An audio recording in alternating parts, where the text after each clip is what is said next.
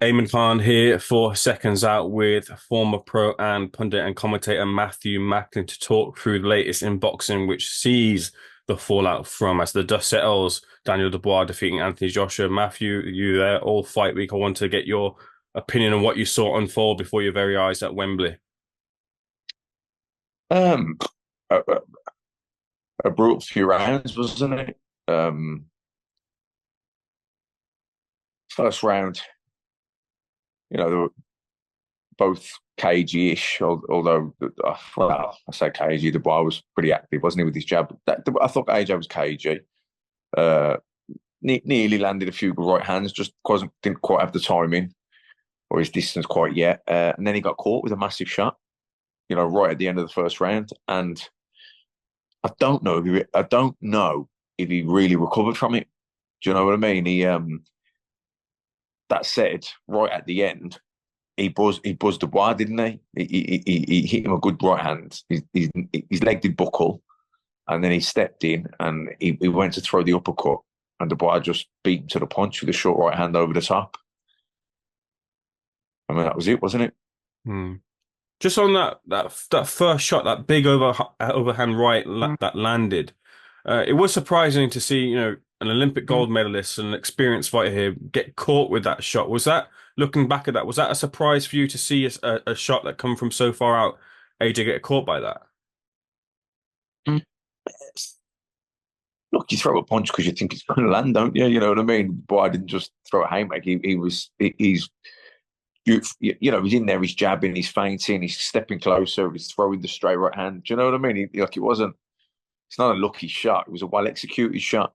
Hmm. Should they have got out the way? Well, he obviously didn't see it quickly enough, did he? Do you know what I mean? And that's a bit like, as you get older, reflexes slow down.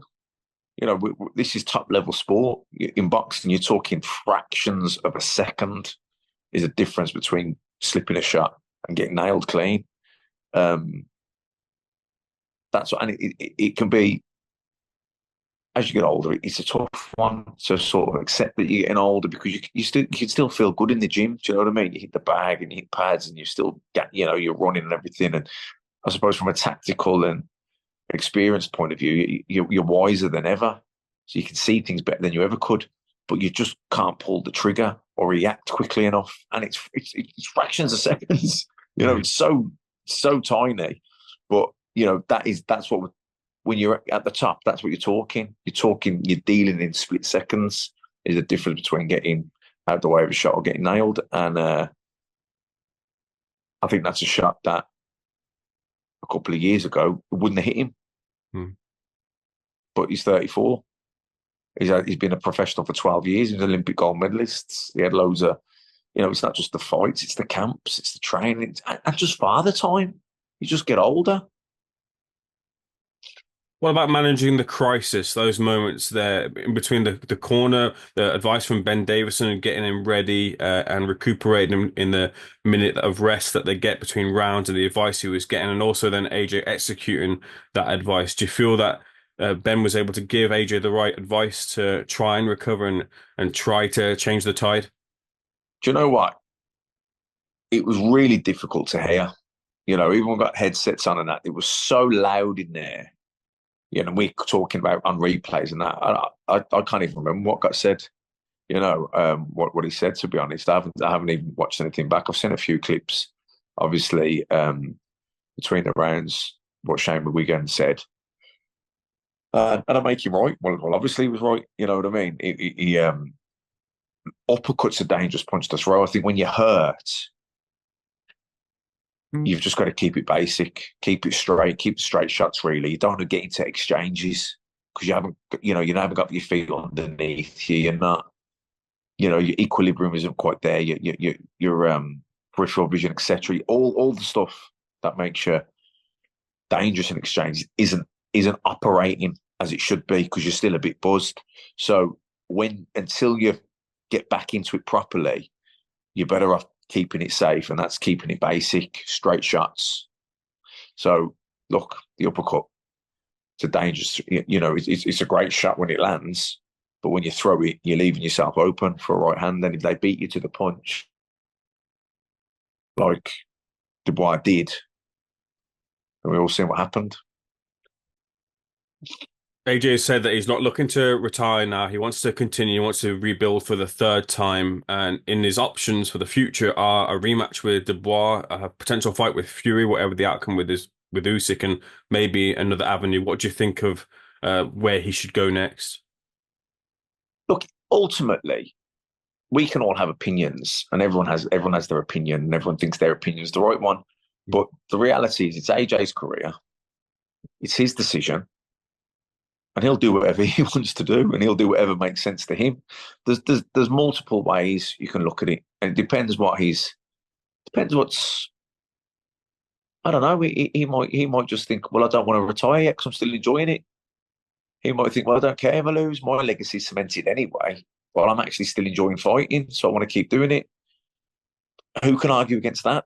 Hmm. The only thing, boxing is different though to other sports because it is brutal, because it is dangerous. Um, there's a health factor, and you just, you know, when you analyze your performance, you're always going to think, I should have done this better, or I could have done that. I shouldn't have done this, or this happened in training. Do you know what I mean? And people say, "Oh, they're excuses." That's how they will sound. But to you, they're not excuses. They're reasons why you didn't perform as well as you should have, and there could be truth to them. Do you know what I mean? As well.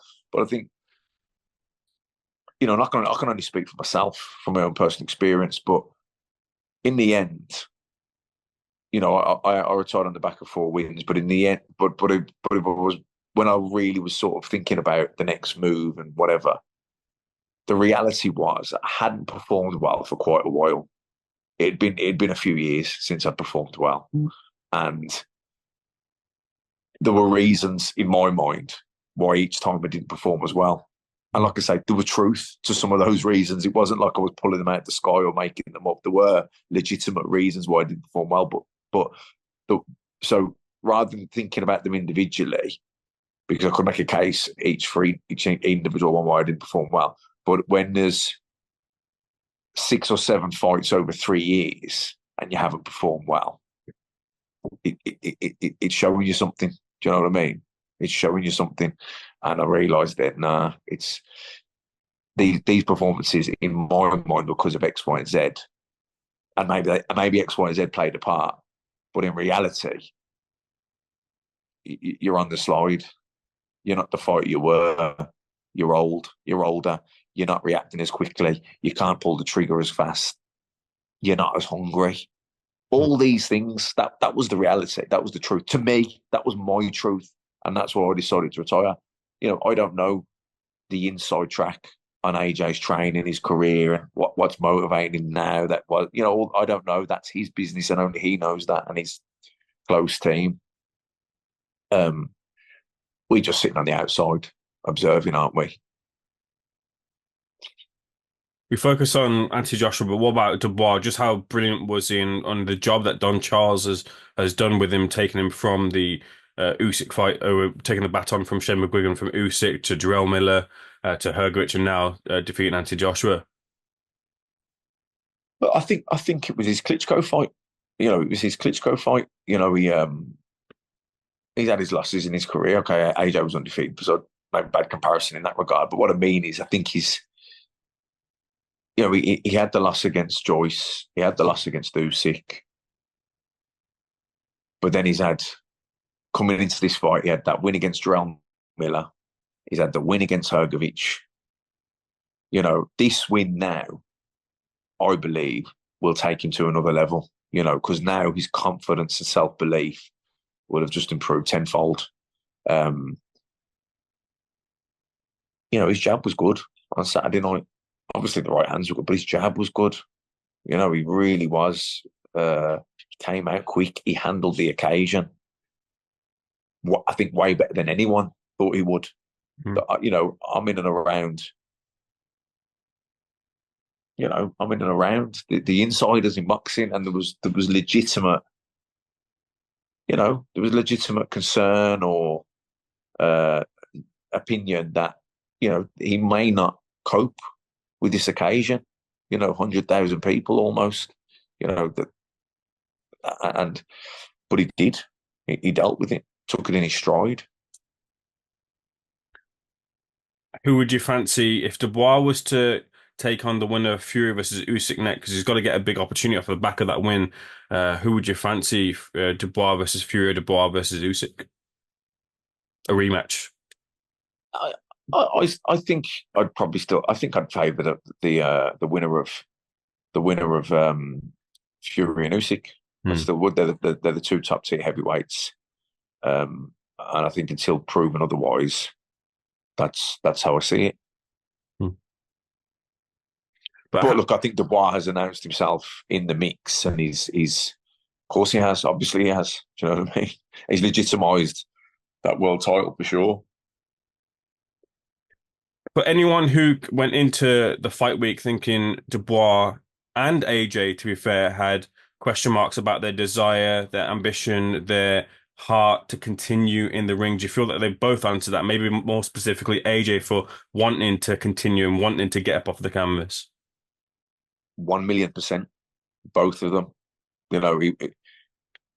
Like I say, I don't know how he was feeling, but it looked like he was concussed from that first round. Like it took a while to shake that off. If he did at all, I don't know. And but he stayed in there. You know what I mean? He stayed in there, and he actually rocked Dubois, didn't he? Right near the Mhm. end. You know what I mean? So yeah, it's a tough one. It's be a tough one for him to look back on because he'll probably think, "Oh, I got caught early and then never shook it off and then actually go, what rocked him? I stepped in. I should have just went with the straight right hand instead of the uppercut. All these things are torture ourselves after the performance. Should have done this, should have done that. But it's tough whole game. Lastly, Matt, I ran into you at a John Peg show a few weeks back now, and you told me that you're getting your manager's license and managing fighters, and you got a fighter out already, looking good in the ring. Was able to catch a glimpse of him. Just talk to me about that progression in your career, looking to manage fighters now. Yeah, so I thought about it for a while, but just been busy with Sky, busy with life. Had two kids in the last sort of 18 months, 2 years. So it's like just hasn't happened. But yeah, no, signed Corey O'Regan. He was 11-0. He's only had one fight with us now. Um, 6 rounders, stopped the guy in the fifth. Just want to get him busy. He's a talented kid, definitely. Um, but at the minute, he's probably high risk, low reward. Mhm. Unless you've got a promoter that believes in you, that's going to back you and invest. It's hard on that small hall level, but we can shift a few tickets down here from in Birmingham. We can get him on and hopefully just get him busy, get a few fights. And I think his time has come. I think he's just going to keep winning, and an opportunity will present itself. And I do believe the kid's got ability. How good? Who knows? Early days, but he won a couple of titles as an amateur. Uh, he's got skills, definitely. Matt, pleasure speaking to you. Thanks for speaking to Seconds Out. I'll hopefully see you at a show soon. Thank you for giving me some of your time. Cheers. Much appreciated.